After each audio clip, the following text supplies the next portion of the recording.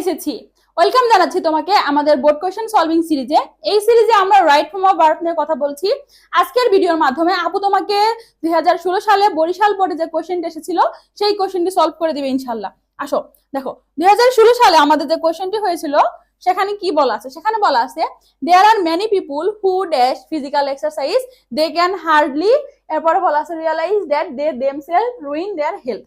তাহলে প্রথম লাইনটা পরে আমরা বুঝলাম এখানে ফিজিক্যাল এক্সারসাইজ নিয়ে বলা আছে, দ্যাট মিন্স এখানে প্রেজেন্ট টেন্স সম্পর্কে বলা আছে। তাহলে এখন আমার ফোকাসটা হবে প্রেজেন্ট টেন্সে। ওকে, আসো এখন আমি তো এটা বুঝলাম যে আমার প্যাসেজটা আছে কিসে বলো তো, প্যাসেজটা আমার প্রেজেন্ট টেন্সে আছে।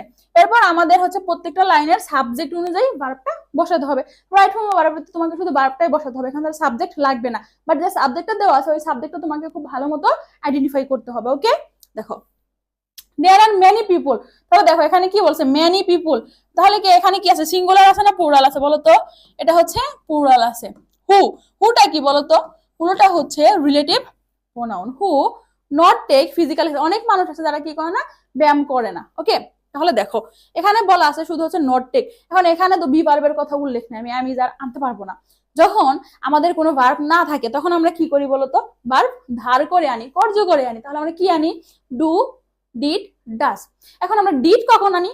ভার্বের ভি2 হলো, অর্থাৎ পাস্ট হলে। এখন এটা তো আমার প্রেজেন্টে আমি বুঝতে পারতেছি, তাহলে আমার ডিড এর অপশনটা টোটালি বাদ।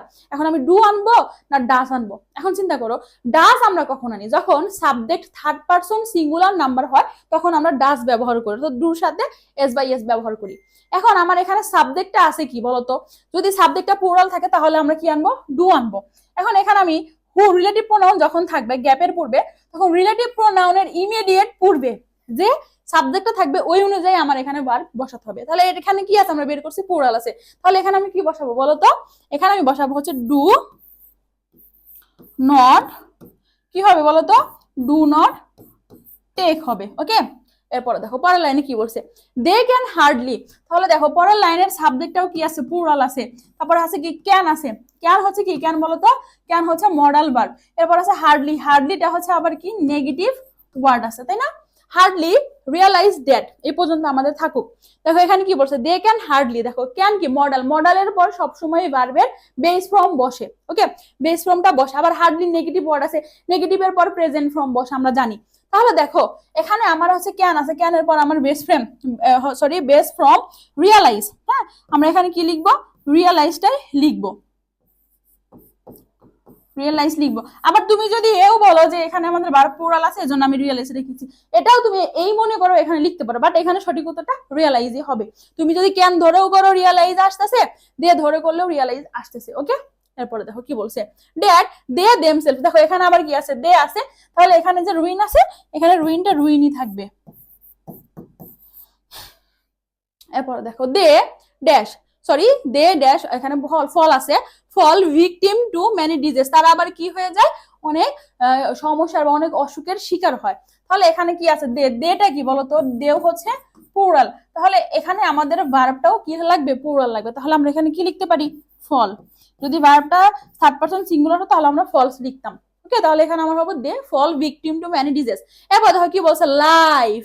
তাহলে আমাদের তো এই সেন্টেন্সটা এখানে শেষ, পরের সেন্টেন্স শুরু হয়েছে কি দিয়ে, লাইফ দিয়ে। ভাই লাইফ মানে কি, জীবন। আর জীবন এটা কোন সাবজেক্টটা কিসে আছে, সিঙ্গুলার না প্লুরাল? এটা হচ্ছে সিঙ্গুলার, আবার শুধু সিঙ্গুলার, থার্ড পারসন সিঙ্গুলার। তাহলে আমি বুঝতে পারতাছি পরে আমার যে ভার্বটা আসবে আমি এখানে ভার্বের সাথে এস বাই এস আমাকে যুক্ত করতেই হবে। ওকে, দেখো এখানে কি বলা আছে, বিকাম আছে, তাহলে আমি আগে বিকামস লিখে নিই। কনফিডেন্স রাখতে হবে, বুঝছো? কনফিডেন্স রাখতে হবে। তাহলে এখানে কি হবে, লাইফ বিকামস ডাল টু দেম। এরপর দেখো তাদের জন্য জীবনটা কি হয়ে যায়, ডাল হয়ে যায়।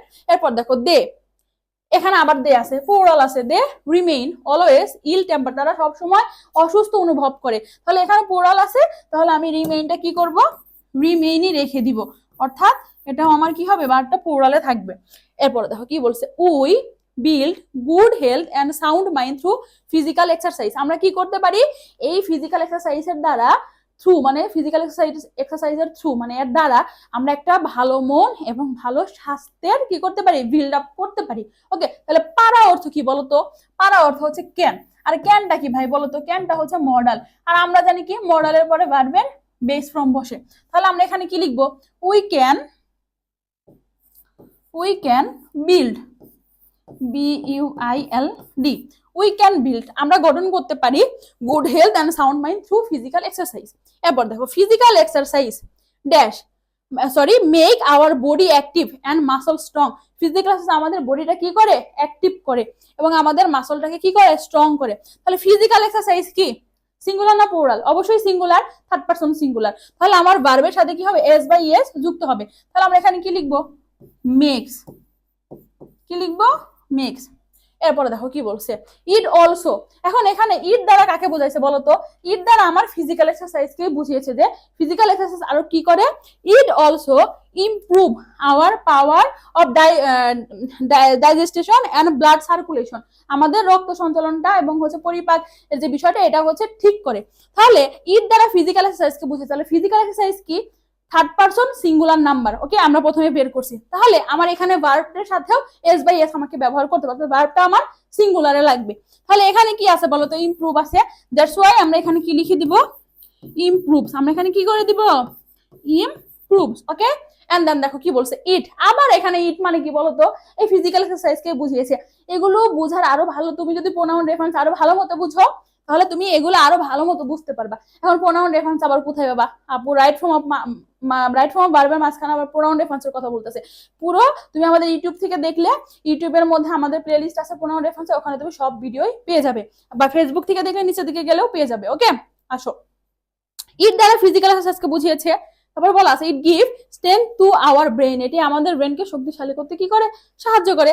ইট দ্বারা কাকে বুঝিয়েছে, ফিজিক্যাল এক্সারসাইজকে বুঝিয়েছে। এখন এই ফিজিক্যাল এক্সারসাইজ কি, সিঙ্গুলার, আবার শুধু সিঙ্গুলার না, এটা আবার কি থার্ড পারসন সিঙ্গুলার। এটা কি third person singular, third singular লিখলাম। থার্ড সিঙ্গুলার সাথে কি হয়, এস অথবা ইএস যুক্ত হয়। এখানে কি আছে, গিভ আছে। তাহলে আমি এখানে কি লিখবো বলতো, গিভস লিখবো। দেখো কত সহজ, জাস্ট তুমি হচ্ছে সাবজেক্টে কি আছে, অর্থাৎ প্রথমে সেন্টেন্সের প্রথমে কি আছে এই জিনিসটা বুঝতে হবে।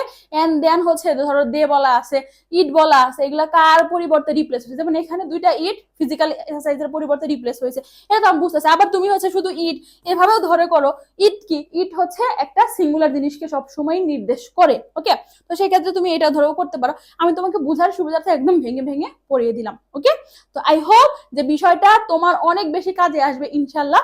তোমার সাথে আমার আবার দেখা হবে আপুর পরবর্তী ইয়ারের বোর্ড কোয়েশ্চেন সলভিং ক্লাসে। ধন্যবাদ সবাইকে।